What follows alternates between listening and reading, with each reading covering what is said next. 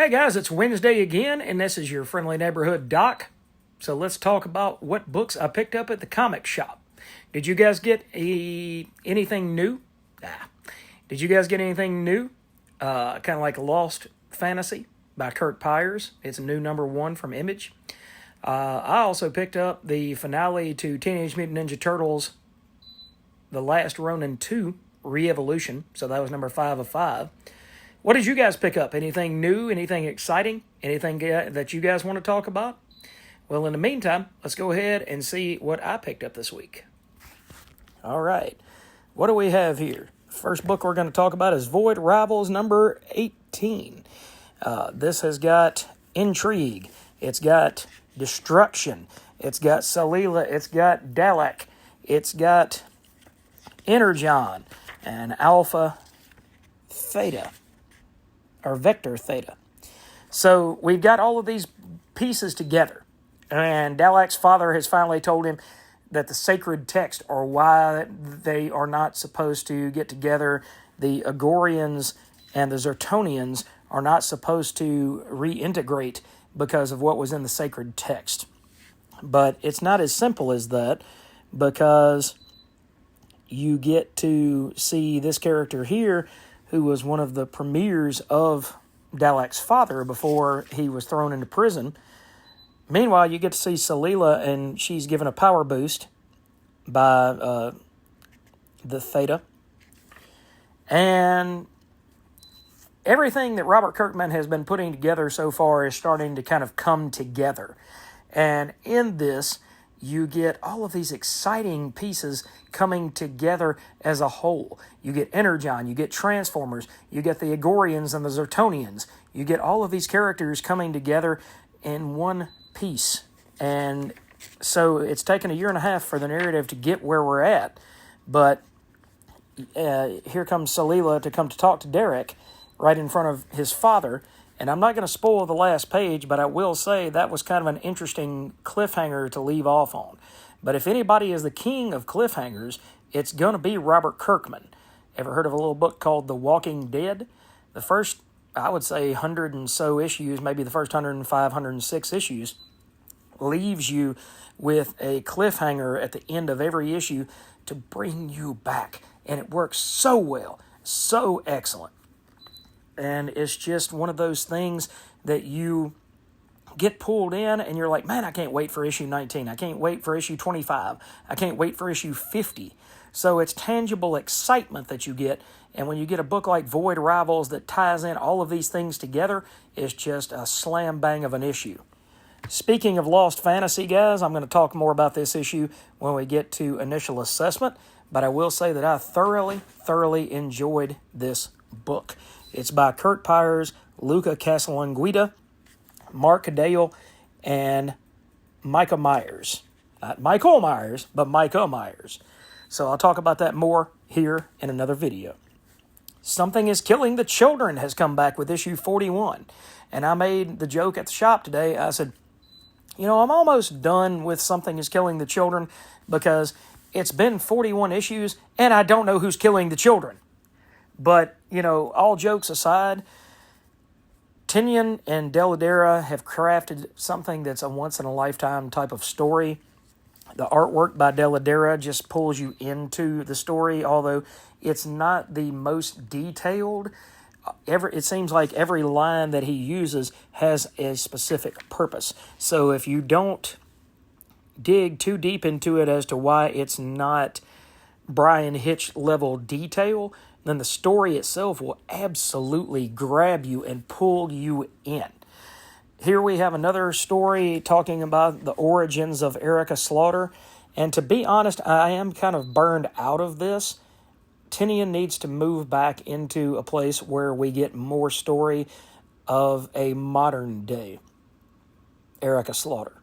It seems like, I think, issue 37 through 40 showed an earlier Erica Slaughter, and this is a child like Erica Slaughter right after she got brought into the house. So when are we going to get back to another story like the Archer's Peak saga? I really think, no pun intended, I really think that the title crescendoed and peaked at those first 15 issues, because you got one solid story that just, like I said, it just, it got to issue 14. It was the penultimate issue of that particular story arc, and boom, you get hit with issue 15, and then you move on. But I think the book would have been better served, personally, if you had storylines like Archer's Peak that were big 10 to 15 issue story arcs where you build up whatever monster Erica is fighting, and you just build it up until it's massive. I understand that Tinian is writing so many books that it is almost impossible to make everything a slam dunk.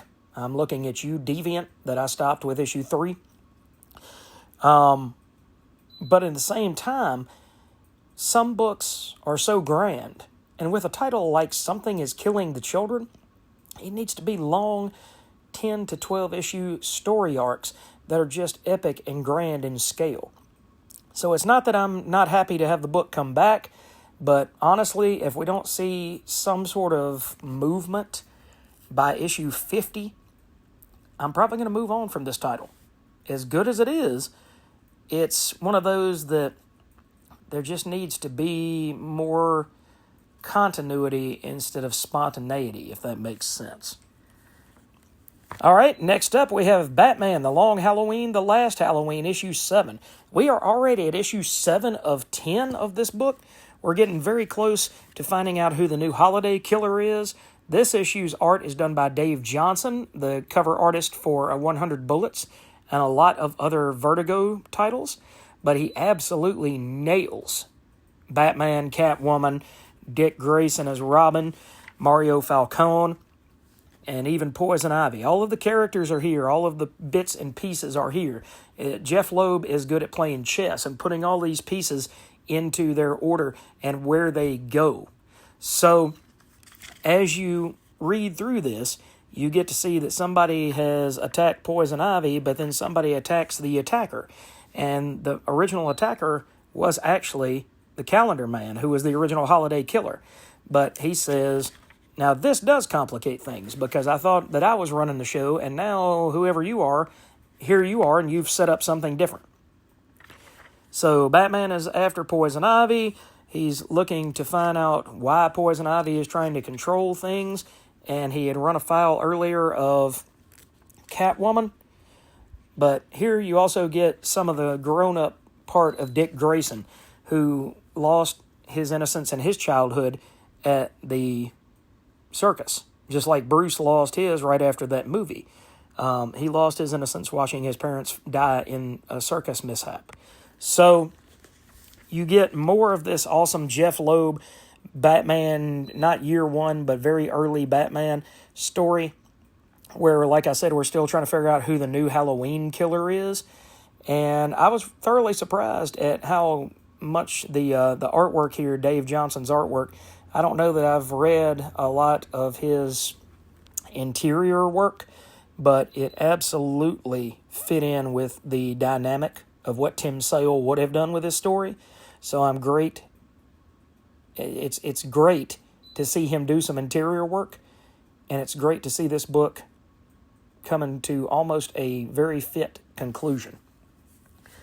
Next up, we have Feral, issue number 12, and that is by Tony Fleeks with art by Trish Forstner and Tone Rodriguez. You get the continuation of these cats living in this crazy, crazy world. They have escaped the lady because the lady had a car crash, and so they're on their own again, and they get to find another helper cat who is, and it's Lucky. His name is Lucky. I don't know if I ever trust a cat named Lucky, just like a dog. But Lucky is trying to find a way into a pet store called Pet City. And he says, if I can only find my way into Pet City, we would have all the food, all the toys. It would be like heaven. We've got to find a way inside here. So as it goes along, you get to see the trauma that has happened to some of these other cats, seeing the what happened to Patch last issue, and what has happened to all of their friends as this thing has proceeded. So, if you're a cat lover, this book might be a little hard on you, and it might be a little rough on you, but at the end of the day, you get to see real emotions from these animals. You get to see how they might react if they had humanistic traits, and you also get to see the loss and the sadness with which they deal with these painful losses that have come. Excellent book, top of the pile this week. Absolutely love it. All right, guys, we only have 2 more real books here to talk about. We've got The Seasons, issue 4, where we have Summer Seasons is in this particular issue, and it highlights this circus coming to town, the circus that has been coming for the last 3 issues, and they invite Summer Seasons to come to the circus, and they show her something about herself, and she gets trapped. I'm not going to show you what that trap is, but she gets trapped almost in a world of her own. So it's almost like a Twilight Zone type twist at the very end, where this is the first of the 4 Seasons sisters that have been captured. But Summer is hung up on herself. She loves the spotlight. She loves she's pretty much like a Hollywood starlet. And in this world that she goes through, she loves the adoration that is given to her, whether it be fake or whether it be real. But she sees beauty in her own lifestyle. She's so caught up in her own lifestyle that she can't see the danger that is in front of her. And a lot of us get that way. A lot of us get so hung up on, if I can just make it to next Friday, if I can just go and buy that Ferrari, if I can make my business succeed for the next 3 years. And instead, we don't pay attention to our wives, to our kids, to our loved ones. We just get so hung up on the materialistic things that everything else kind of falls to the wayside. And that sucks to have that happen, because we should always be paying attention to our sisters, our brothers, our mothers, our fathers, and the loved ones that really make this life worth living. Because physical things and material objects will bring happiness for a short time, but after that time has passed, then what do you have left? You just have to keep filling it, with more. You can never be satisfied with what you have. So that's the story behind The Seasons issue 4, is be careful about the materialistic things that you chase, because those things and that particular type of happiness are fleeting. All right, and the last issue here is Ultimate Spider-Man issue 16. Marco Cicchetto on artwork, Jonathan Hickman on writing. And we have the headstone of Harry Osborn. But I'm not going to give away what happens, but let's just say that might be premature.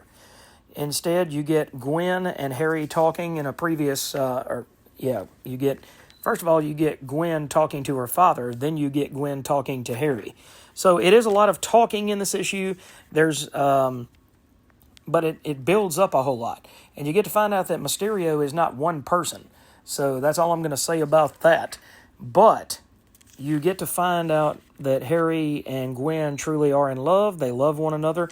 And the world that they have built for one another is to better the world around them. As philanthropic, I guess, would be the word that I'm looking for.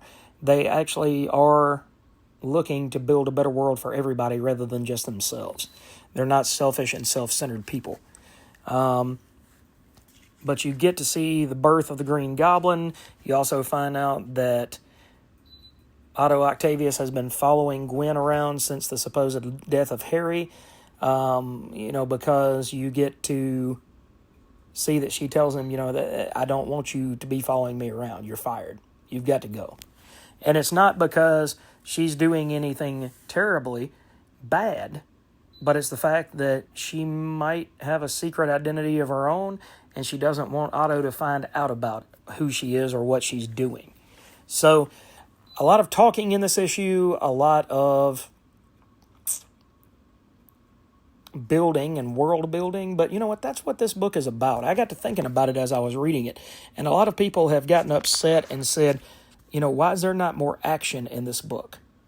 I agree with you. There should be some more action in this book, but at the same time, what Jonathan Hickman is building, if somebody can follow him successfully, this book has continuity. And that's something that older Marvel, DC, Image books have. The 80s, the 70s, and 80s Marvel books have that continuity. They world build upon each other. And they do that for 20 and 30 years. And that's what people don't seem to get, is that that's the kind of thing that Jonathan Hickman is trying to build here. He's not building a year or two worth of stories. He's building stuff that can go on for decades if people play their cards right. So I've heard other YouTubers say that they don't think that this Ultimate Universe is going to last more than 5 or 6 years total, but I really think that there is something much deeper if you're willing to really dig into it. So let me know, are you guys still enjoying Ultimate Spider-Man? I'm thoroughly enjoying it, and I absolutely love everything about it. All right, and I'm not going to really talk about this one at length because I need to get the 3rd and 4th issues read before I read the 5th one, but this is the end of The Last Ronin 2 Re-Evolution, starring 4 new turtles. This is by Kevin Eastman with Tom Waltz, the Escorza brothers, and Ben Bishop on artwork. So that was my haul for this week. What did you guys pick up? What are you enjoying? Let me know in the comments below. Let me know how you're feeling about your stack. Is it getting larger? Are you worried about the tariffs bringing books up to $7 a lick or $6 a lick? You know, because I found that I have to be a little pickier when a lot of books have gone to $4.99 rather than $3.99, because 4 adds up quickly enough. But if you've got $5 a book, then you only get 4 for $20. I've got disposable income, folks, but I don't have enough disposable income to go spend $100 a week on comics. So what are you guys thinking? Are you thinking that books are getting just absolutely out of hand, or are you still are you still in a situation where you're able to afford everything that you want to read week in and week out? All right, guys, that is it from me this week. Thanks for watching. Thanks for subscribing. Stick with the channel. I've got great content coming up for you, including talking about Lost Fantasy by Kurt Pyers and Luca C., we shall say. I can't remember what that was. Casalanguida, I believe it is. So be waiting for that video. It'll be coming up very, very shortly.